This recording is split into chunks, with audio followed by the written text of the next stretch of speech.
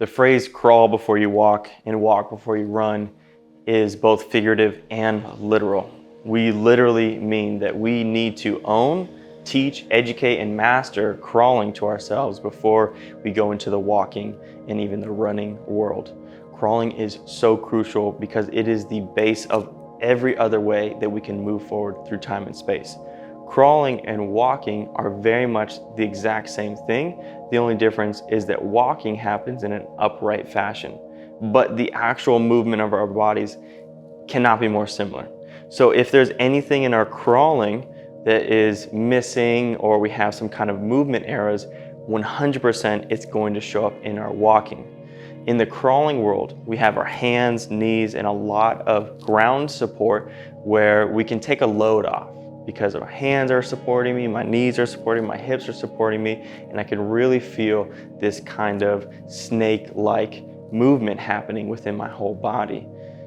Learning how to move correctly, just getting into the walk can be a little bit more difficult. So it's so important that we start with the crawl and make sure that we own crawling. How to crawl forward from our hips, how to synchronize shoulder, spine, and hip on one side, and then the other side, how to get our head to slot from right to left, how to use our feet to pressurize our hips and our hips to pressurize spine and our shoulder and our sternum to have this little wiggle. All of our walking, running, crawling are eventually going to feel the same. And we have to start in the world of crawling. And for many of us, that can be a challenge, or we can have some resistance to it. But if we don't start in crawling, walking and running will be even more difficult to master. So there's a couple of ways that you can make this an enjoyable experience. Number one is the environment that you're working in. You can have a turf field, you can have a grass field, but make sure the environment that you're working in feels really good. And I'm talking about the surface that you're on, that it's soft enough for your knees, and also the people that are around you. If you feel very awkward crawling in a park around people, that's not going to be a good place for you. You're going to have to find a more private and secluded place. Any place where you feel like it's good and okay for you to get to the ground, and also the environment is soft and encouraging for you to be on the ground. There's no hard rocks or sticky things for your hands. It's a good place. The last thing is that you have a long enough stretch. 25 yards is probably the shortest distance that we'd want. I know some gyms have maybe 15 or 20 yards. That's kind of like somewhat doable, but we like to have a long stretch so we can kind of get into the groove of this crawling pattern and just go forward, boom, boom, boom, boom, boom, boom, without having to turn around and go this way and turn around and turn around. So that's our introduction into crawling. It's extremely important, and I'm excited to get into the technicals with you.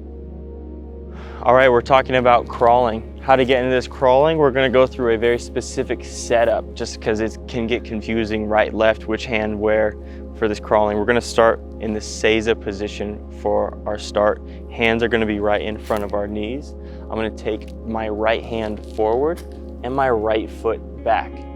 This is gonna be my starting position. Notice how my left leg is in front, my right leg is behind me. So my left leg, the front leg, that's gonna be my landing leg. Let's find my left hip. Once I find my left hip, if I need to, I can elevate my right leg, left hand. Okay, I got a strong right hand, strong left hip.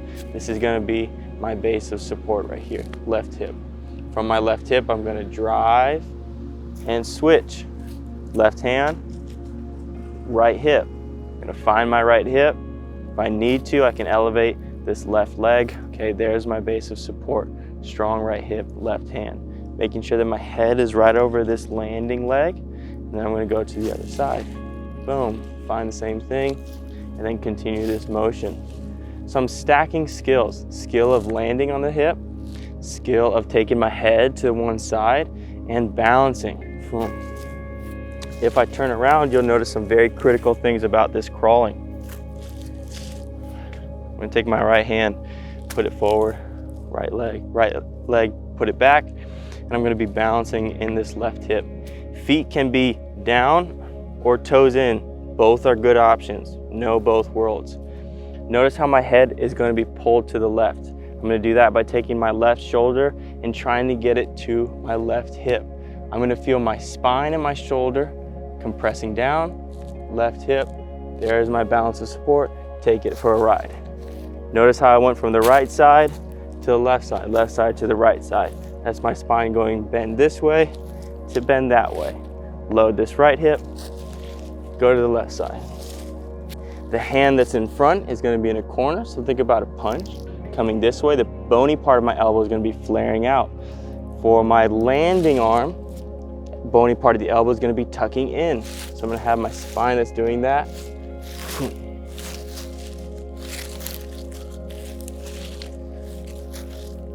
Last thing that we want to make sure is that my reset is very clean. A common thing that we see is that people reset and their knees go out this way to reset. We don't want our knees to go out on the reset, but we want them to go in. Let me show you what that looks like. I take a step, I load here. I don't reset out, I reset in. So everything comes in. You'll see this nice little motion right here. Resets in. And then as this knee crosses the other knee, as they meet each other, that's when everything starts to turn to that same side. Reset in, turn. Reset in, turn. Reset in, turn.